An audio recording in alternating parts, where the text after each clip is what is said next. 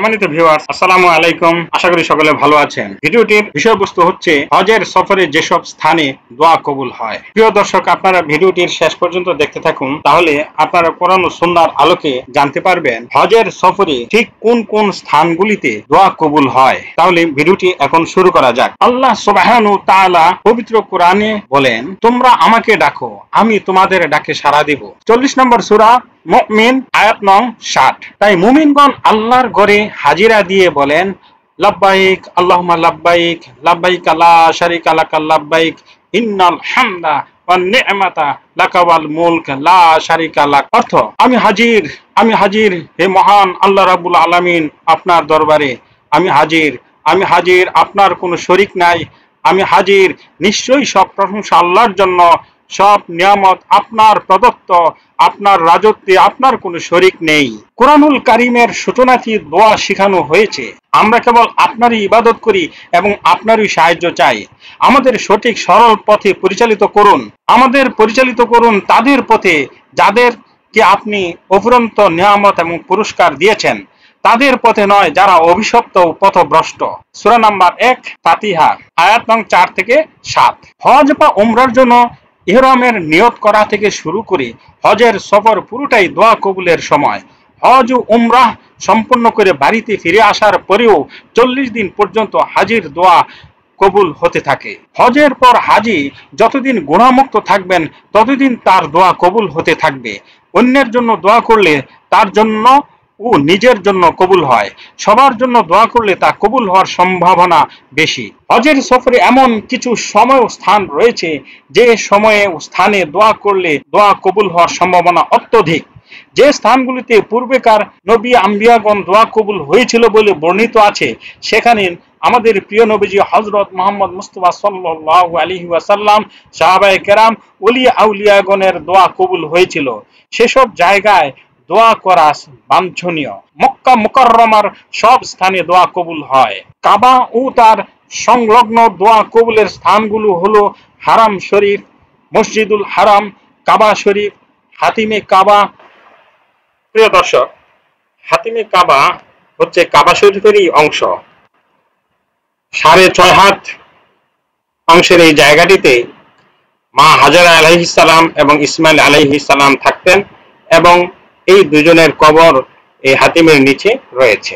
মিজাবে রহমত হলো কাবা শরীফের ছাদে লাগানো একটি পাইপ। বৃষ্টি হলে ছাদের পানি এই পাইপ দিয়ে গড়িয়ে পড়ে। মিজাবে রহমত হাতিমের ঠিক উপরে অবস্থিত এবং এটা দোয়া কবুলের জায়গা। এখানে দোয়া করলে দোয়া অবশ্যই কবুল হবে। হাজরে আসওয়াদ, এটি একটি জান্নাতি পাথর। হাজরে আসওয়াদ অর্থ হচ্ছে কালো পাথর। ইহা কাবা শরীফের দক্ষিণ পূর্ব কোণে মাথার থেকে 4 ফিট উপরে স্থাপন করা হয়েছে। সকল হাজিগণই হাজরে আসওয়াদকে চুমু খেতে চায়।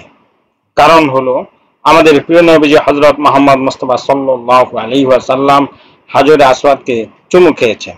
কিন্তু ভিড়ের কারণে এটা সবসময় সম্ভব হয় না। সেক্ষেত্রে দূর থেকে ইশারায় চুমু খেলেও চলবে। রুকনে হাজরে আসওয়াদ অর্থাৎ হাজরে আসওয়াদ কর্নার বরাবর যে সবুজ বাতি বা গ্রিন লাইন রয়েছে, সেখান থেকে মাথাতে তাওয়াফ শুরু করতে হয়। রুকনে ইরাকি, রুকনে শামি, রুকনে ইয়ামানি এবং রুকনে ইয়ামানি ও হাজরে আসওয়াদের মধ্যবর্তী স্থান মুলতাজিম, কাবার দরজা, মাকামে ইব্রাহিম, জমজম কূপ ও মাতাফ। তাওয়াফের প্রতি চক্করের শেষে পড়তে হয়, রব্বানা আতিনা ফিদ দুনিয়া হাসানাতাও ওয়া ফিল আখিরাতি হাসানাতাও ওয়া কিনা আযাবান নার। হে মহান আল্লাহ রাব্বুল আলামিন, আমাদের দুনিয়াতে কল্যাণ দিন, আখিরাতেও কল্যাণ দিন এবং দুজকের আগুন থেকে আমাদেরকে রক্ষা করুন। দলিল পবিত্র কুরআনুল কারীমের সূরা বাকারা, সূরা নাম্বার 2, আয়াত নং 201।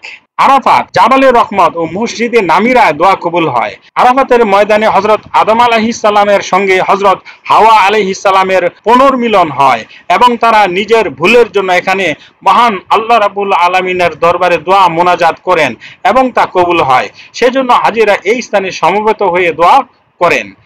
রব্বানা যালামনা আনফুসানা ওয়া ইল্লাম তাগফির লানা ওয়া তারহামনা লানাকুনান্না মিনাল খাসিরিন। হে আমাদের রব, আমরা আমাদের নফসের প্রতি জুলুম করেছি, আপনি যদি আমাদের ক্ষমা না করেন ও দয়া না করেন অবশ্যই আমরা ক্ষতিগ্রস্তদের মধ্যে পড়ে যাব। দলিল সূরা নাম্বার 7 সূরা আরাফ আয়াত নং 23। মুজদালিফা, মিনা ও মসজিদে খাইফ দোয়া কবুলের ঐতিহাসিক স্থান। মসজিদে খাইফ মিনা প্রান্তরে অবস্থিত। এখানে আদিকাল থেকে আখিরি নবী আমাদের প্রিয় নবীজি হযরত মুহাম্মদ মুস্তাফা সাল্লাল্লাহু আলাইহি ওয়াসাল্লাম পর্যন্ত 70 জন পয়গম্বর আলাইহিস সালাম আল্লাহর ইবাদত বন্দেগী করেছেন। জামারাত বা পাথর মারার স্থান সমূহ দোয়া কবুলের স্থান। এটি মিনার পাশেই অবস্থিত। এগুলি ছোট শয়তান জুমরায়ে উলা, মেজ শয়তান জুমরায়ে উস্তা, বড় শয়তান জুমরায়ে আকাবা নামে পরিচিত। হযরত ইসমাঈল আলাইহিস সালামকে কুরবানি করার জন্য নিয়ে যাওয়ার পথে এই স্থানে শয়তান বাধা সৃষ্টি করলে তিনি পাথর ছুঁড়ে শয়তানকে বিতাড়িত করেন। এখানে দোয়া কবুল হয়।